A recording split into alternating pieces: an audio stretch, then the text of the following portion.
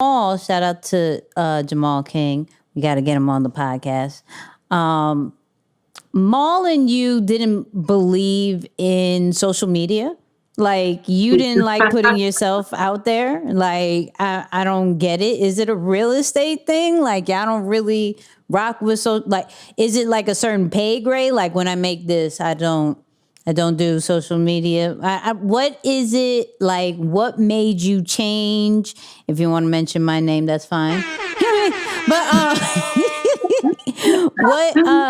what made you change? Because now your name is getting out there a whole lot more. The board game, which we're gonna get into, is selling a lot more.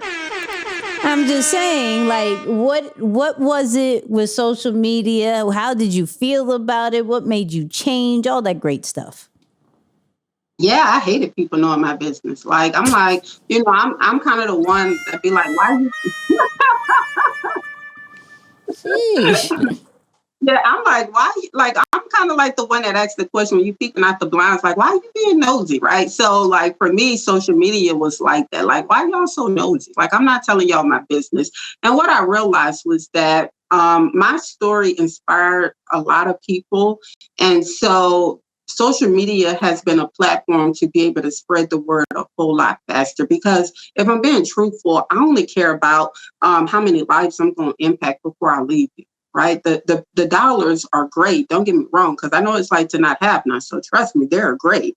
But, for me, the reward is how many people can I help come from where they're at currently and are, in the past. Like, like a lot of people have past issues that they haven't dealt with like I was dealing with at the time. So I'm big on impacting people. And so I don't think it's a real estate thing, but real estate is a different type of grind. You don't really have time to be scrolling, right. You scroll too much, you may mess around and get a judgment or a lien on your property for not paying attention, So for us, you gotta be in there. Like real estate is not just cute. You gotta be in the mud. Like you gotta be up in there. And so I think that that's probably what me and Maul share is that, we understand the importance of making sure that the business is run successfully and that we don't have no hiccups on the back end because they can be very costly. And so that didn't allow a whole lot of time on social media. I'm forcing the time now because it's important to me to make sure that if there's a child in foster care, they can look at somebody like them, such as myself, and dream. It is very hard to dream when you're surviving.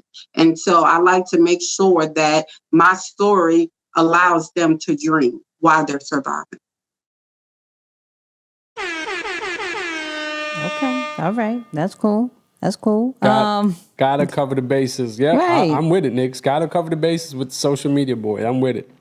She was not on it. I promise you, she was like, I do not want to be on this. I don't want to do it. Nikki, you do it. I'm not doing it. Shout out to Nikki. I mean, man, she was like, what is it that you do? Another vow. I'm like, I sell real estate. She's like, no, break it down. I'm like, Nikki, come on. Then I was like, oh, then she got in our car. I'm like, I got it, Nikki. I know. And it was awesome. But yeah, that was a year of trying to figure that part out. Wow. And the funny thing, Moose, let me tell you this. The funny thing is, like, I'm one of those people that will, like, ask. And then if you get too frustrated, I'll back off. Like, all right, cool. You don't want to talk? I'm cool with it. You're like, you figure it out. I'm not going to figure out your social media. That's not what we're doing. So then one day she was just like, Nikki, I got it. Actually, I think she was on the call or whatever. She was just like, yo, this is happening. And it's all because of Nikki. I get it, Nikki. You did this. And I was like, when did I say this to you? And it was just like one of the calls that I was in, like she was listening and she's like, I get it now. I'm breaking it down. The importance of my brand. I get it. And I'm like, I said this to you over a year ago. What are you talking about? But shout out to her because she's killing it. Go ahead, Moose. My bad. Yeah. Take us on that next path now. We mentioned it a few times. We talked about the board game, right? What feels to me is like the modern day Monopoly. Like Monopoly been around for ages. We all grew up on it. There's a new Monopoly in town. Talk to us about the board game, Terica. How did you come up with the idea? What is it? Right. Give us the backstory on that. Yeah, that's awesome. So, Developers Board Game was created because I wanted to be able to help more people at a younger age get started early, because a lot of people start investing in real estate late, right? Then they'd be like, I don't even know what's going on, you know? And so I was like, yo, what if we can find a way where we can help people early? Like, so many people is reaching out, like, can you show me how to develop? Can you show me this and that? And I'm like, Lord, what can I do to help? So I went to sleep and I had a dream, and I was standing at the top of a mountain. Okay. And at the top of the mountain, they had a ton of people that was around me. But what's crazy is, if you know me, I'm big. I used to have this course called How to Play Monopoly in Real Life. So I love Monopoly. Like, it's hard to beat me in Monopoly. I'm just letting y'all know. It's very hard. All right.